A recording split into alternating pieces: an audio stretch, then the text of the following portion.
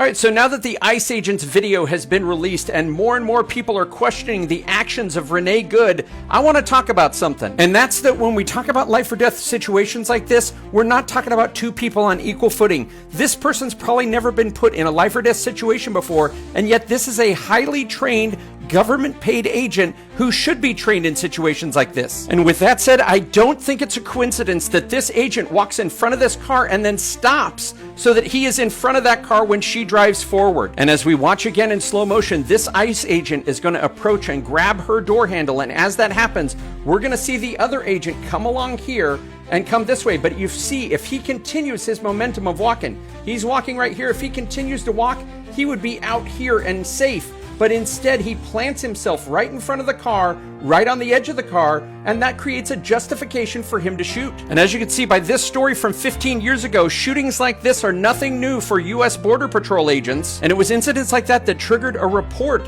that covered a review of CPB shooting incidents from January 2010 to October 2012. And when that report came out a couple of years later, it said that U.S. border agents were intentionally stepping in front of moving vehicles to justify shooting at them. Sound familiar? And another thing that's very suspicious is if we take a look at this guy, this is the shooter who's holding his cell phone in his right hand, but he also has his gun holstered on his right hip. Clearly he's right-handed. And as he walks around here, if we cut to his cell phone footage, we can see that just 3 seconds before he crosses in front of her car, he reaches up with his left hand to switch his phone to his left hand, which will allow him to grab his weapon that much easier. And again, if we take a look at the actual report that was published in February 2013, and if we take a look at their introduction page, we can see that they state that two policy and practice areas especially need significant change. First, officers/agents should be prohibited from shooting at vehicles unless vehicle occupants are attempting to use deadly force other than the vehicle against the agent. Training and tactics should focus on avoiding positions that put agents in the path of a vehicle and getting out of the way of moving vehicles. And they reiterate this in page 6 in a section called Shooting at Vehicles, where their recommendation is agents and the public safety will be enhanced by policy changes related to shooting at vehicles.